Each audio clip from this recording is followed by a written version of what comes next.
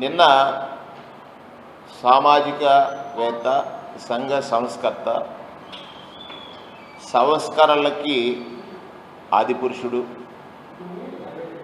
ఈ దేశంలో సమానత్వాన్ని చాటి చెప్పడానికి కారకుడైనటువంటి మహాత్మా జ్యోతిరావు పూలే గారి జయంతి 190. ఆ జయంతి సందర్భంగా రాష్ట్ర ముఖ్యమంత్రి నారా చంద్రబాబు నాయుడు గారు కొన్ని వ్యాఖ్యలు చేశారు. అవి నిజాలు కాదు. కొన్ని మాటలు చెప్పారు, వాటిలో వాస్తవాలు లేవు. బీసీలకు ఆరాధ్య దైవమైనటువంటి మహాత్మా జ్యోతిరావు పూలే గారి జన్మదినాన్న వారి మాటలు నిజాలు కాని మాటలు, వారి మాటల్లో నిజాలు లేవనేటువంటి వాస్తవాల్ని ఈ రాష్ట్ర వ్యాప్తంగా ఉన్నటువంటి బీసీ సోదరులందరికీ వివరించడం బాధ్యతగా తీసుకుని ఈ పాత్రికేయ సమావేశాన్ని నిర్వహిస్తున్నాం. నిన్న వారు ఏలూరులో జరిగినటువంటి ఒక సమావేశంలో తెలుగుదేశం పార్టీ బీసీలకు అండగా ఉందని, నాటి నుంచి నేటి వరకు అనేటువంటి ఒక మాట చెప్పారు. ఈ సందర్భంలో బీసీలు గుర్తించాల్సింది ఏంటంటే, తెలుగుదేశం పార్టీని స్థాపించినటువంటి ఎన్టీ రామారావు గారిని వెన్నుపోటు పొడిచి తెలుగుదేశం పార్టీని కబ్జా చేసినట్లే,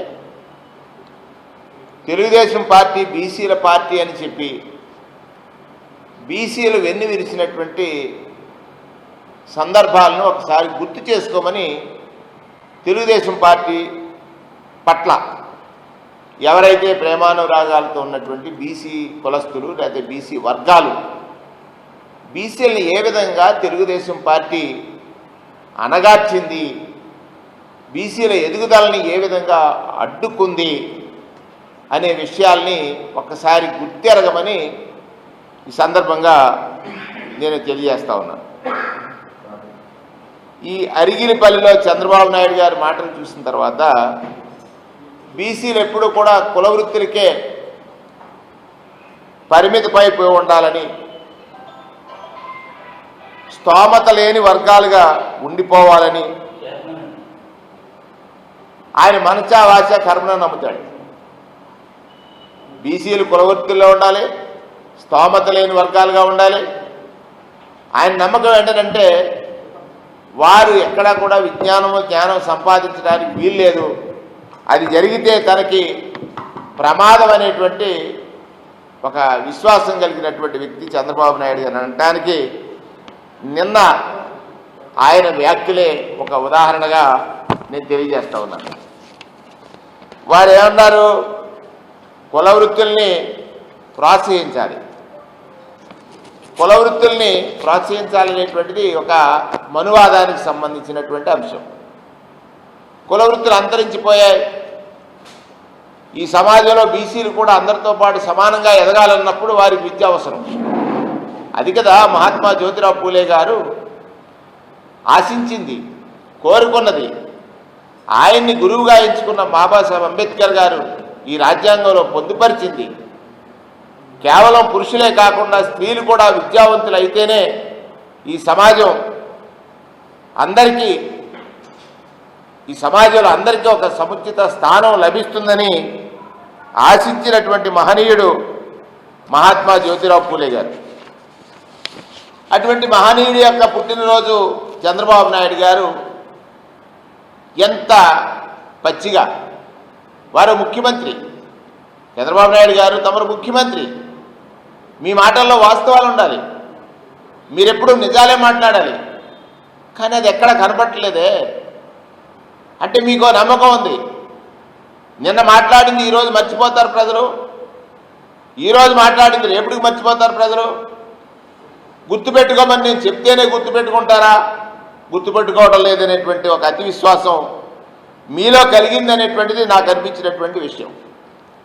నిన్న వారి మాటలు చూసిన తర్వాత అధికారులకు ఆయన చేసిన సూచనలు కానీ ఆయన చెప్తున్నటువంటి మాటలు కానీ చూసిన తర్వాత బీసీ వర్గాలని మరొకసారి ఘోరంగా మోసం చేయడానికి చంద్రబాబు నాయుడు గారు ప్రయత్నాలు మొదలుపెట్టేశారు.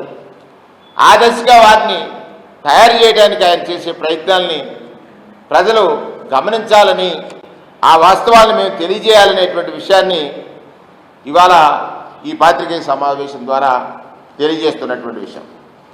చంద్రబాబు నాయుడు గారికి నిజంగా బీసీల మీద ప్రేమ ఉంటే, చంద్రబాబు నాయుడు గారికి నిజంగా బీసీల మీద ప్రేమ ఉంటే, మహాత్మా జ్యోతిరావు పూలే గారి మహనీయుడి పడిన గౌరవం ఉంటే, అయ్యా గత సంవత్సరం ఈ రాష్ట్రంలో ఏ బిడ్డ చదువుకు దూరం కాకూడదని తల్లి ఎక్కడా కూడా బిడ్డను చదివించే క్రమంలో తల్లడెళ్ళకూడదని అమ్మఒడి అనేటువంటి ఒక గొప్ప కార్యక్రమాన్ని గత ప్రభుత్వం జగన్మోహన్ రెడ్డి గారు ప్రవేశపెడితే దాన్ని ఎగవేసేశారే.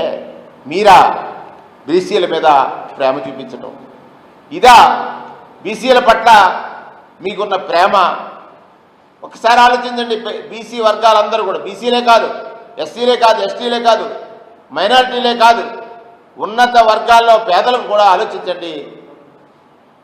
మహనీయుడు ఆశించినటువంటి విద్యా వ్యవస్థని నీరు కార్చడం కోసం అమ్మఒడి అనేటువంటి కార్యక్రమాన్ని ఆపేసి బీసీలని ఉద్ధరిస్తానని చంద్రబాబు నాయుడు గారు చెప్పడం అంటే ఇంతకంటే దారుణమైన విషయమే ఉంది. ఇక బీసీల జోలికొద్దాం. నాయి బ్రాహ్మణులు, టైలర్లు, రజకులు, ఇలా కుల వృత్తులు చేసేవారందరికీ కూడా 10,000 రూపాయలు వారికి ఆర్థిక సహాయం అందించాడు జగన్మోహన్ రెడ్డి గారు. అలాగే 45 సంవత్సరాల నుంచి 60 సంవత్సరాలు వచ్చినటువంటి మహిళలకి చేదోడు కార్యక్రమాన్ని అందించాడు జగన్మోహన్ రెడ్డి గారు. దానితో పాటుగా చేనేత వర్గాలు నేస్తం అందించాడు జగన్మోహన్ రెడ్డి గారు. దానితో పాటు మత్స్యకారులు వేట విరామ సమయంలో మత్స్యకార సోదరులు పడుతున్నటువంటి అగచాట్లని ఆదుకోవడం కోసం మత్స్యకార భరోసా అందించాడు జగన్మోహన్ రెడ్డి గారు. అవన్నీ ఎందుకు ఆగిపోయాయి? ఇదా మీకు బీసీల పట్ల ప్రేమ ఉందా? ఎందుకు ఆపారు మరి? ఈ వర్గాలకే కదా సంక్షేమం అవసరం, ఈ వర్గాలకే కదా ప్రభుత్వ సహాయం అవసరం, ఈ వర్గాలే కదా ప్రభుత్వం మీద ఆధారపడి జీవిస్తున్నాయి. అటువంటి తరుణంలో వీరికి అందాల్సినటువంటి ఈ కార్యక్రమాలు ఏవైతే ఉన్నాయో ప్రతి ఏటా 24,000 ఇచ్చాడే నేస్తం, దాని గురించి మీరు ఎక్కడా పట్టించుకున్నటువంటి పరిస్థితి లేదు. అలాగే మీరు మరొకసారి నేను గమనించింది ఏంటంటే, మీరు చాలా సందర్భాల్లో అంటారు నేను ఐటీ రంగాన్ని ఈ రాష్ట్రానికి తెచ్చారని. అంటే మీ ప్రతి స్పీచ్లోనూ ఒక పదం ఉంటుంది. నేను సూటిగా అడుగుతున్నాను నాయుడు గారు, మీరు ఐటీని ప్రోత్సహించే సమయానికి ఐటీలో ప్రవేశించిన వాళ్ళందరూ కూడా ఉన్నత వర్గాలు, డబ్బున్న వాళ్ళు, బీసీలు ఎవరు కూడా ఐటీ రంగంలోకి అడుగు పెట్టలేకపోయారు. కారణం ఏంటో మీకు తెలుసా? 2004లో రాజశేఖర రెడ్డి గారు ముఖ్యమంత్రి అయ్యారు. మీరు 94లో ముఖ్యమంత్రి, 95లో ముఖ్యమంత్రి, 2004 వరకు ఉన్నారు. ఐటీ భూమి ఎప్పుడు వచ్చింది? 97లో వచ్చింది. 97 నుంచి 2004 వరకు ఈ బీసీ వర్గాలన్నీ కూడా ఐటీకి దూరంగా ఉన్నాయి. బీసీ వర్గాలు ఐటీలో ఎప్పుడు ప్రవేశించారో మీరు లెక్కలు తీశారా? 2007లో రాజశేఖర రెడ్డి గారు ఫీజు రియంబర్స్మెంట్ పెట్టిన తర్వాత ఈ బీసీ బిడ్డలు చదువుకున్నారు ఇంజనీరింగ్, ఈ బీసీ బిడ్డలు చదువుకున్నారు ఎంసీఏ, ఈ బీసీ బిడ్డలు చదువుకున్నారు ఎంబీఏ, ఈ బీసీ బిడ్డలు చదువుకున్నారు డాక్టర్. ఇటువంటి బీసీ బిడ్డలకి 2010 తర్వాత అవకాశం లభించింది. అంటే ఇంతకాలం 94 నుంచి 2011 వరకు ఏ వర్గాలైతే చదువుకోవాలని కోరుకుండి, ఏ వర్గాలకైతే చదువుకోవాలని తపనుండి డబ్బు లేక చదువుకు దూరమయ్యి ఆ వర్గాలు చదువుకోని కారణం చేత అంది వచ్చినటువంటి అవకాశం ఐటీ భూమిలో ఎంటర్ అవ్వలేకపోయారు. ఒకసారి గమనించండి, ఐటీలోకి బీసీలు ఎంటర్ అవ్వడానికి 10 ఏళ్ళు కాలం పట్టడానికి కారకుడు నాయుడు గారు కదా. ఆ రోజు రాజశేఖర రెడ్డి గారు తీసుకున్న నిర్ణయం బీసీ వర్గాల జీవితాల్లో మార్పు తీసుకొస్తే మీరు నిర్ణయం తీసుకోని కారణం చేత బీసీ వర్గాలకి నష్టం జరిగింది. ఆ నష్టానికి కారకులు మీరేనటువంటిది. మీరు అంటారు ఆ రోజుకి ఇంగ్లీష్ రాదు, ఐటీలోకి వెళ్ళేటప్పుడు ఆ స్టూడెంట్స్ అందరికీ కూడా ఐటీకి సంబంధించినటువంటి ఎంట్రీలో ఇంగ్లీషు కోచింగ్స్ ఇప్పించారండి. మరి ఇవాళ ఇంగ్లీష్ మీడియం ఎందుకు ఎత్తేశారు? ఈ బీసీ వర్గాలు ఈ రాష్ట్రంలోనే కాకుండా ప్రపంచంలో ఎక్కడికి వెళ్ళైనా బ్రతకాలనుకున్నప్పుడు కమ్యూనికేషన్ స్కిల్ ఉండాలి. ఆ కమ్యూనికేషన్ స్కిల్ని వాళ్ళకు అందకుండా చూసినటువంటి ఒక ద్రోహం మీరు చేసినట్లు కదా.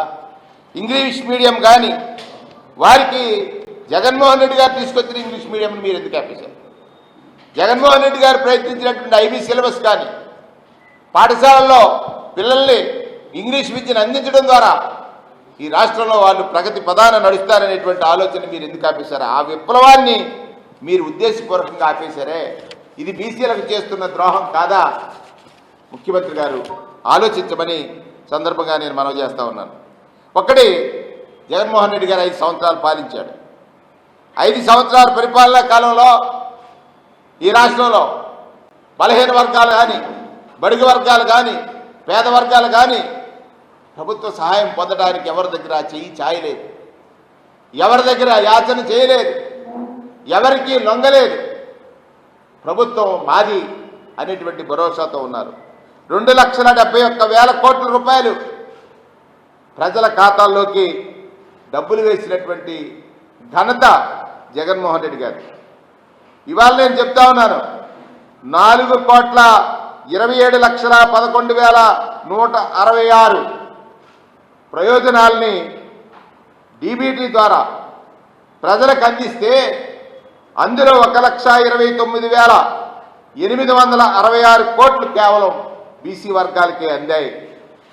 నాన్ డీబీటీ లెక్కేసుకుంటే 1,82,000 కోట్ల రూపాయలు 1,82,000 కోట్ల రూపాయలు నాన్ డీబీటీ ద్వారా అందినటువంటి సందర్భాన్ని కూడా మీకు గుర్తు చేస్తా ఉన్నాను. ప్రభుత్వం మీది, మీరు ఈవేళ మీ ముందు లెక్కలు ఉంచారు. గడిచినటువంటి ప్రభుత్వంలో 5 సంవత్సరాల కాలంలో డీబీటీ నాన్ డీబీటీ ద్వారా 1,82,000 కోట్ల రూపాయలు ప్రజల ఖాతాల్లో నేరుగా వేసినటువంటి సందర్భాన్ని కూడా గుర్తు చేస్తా ఉన్నాను.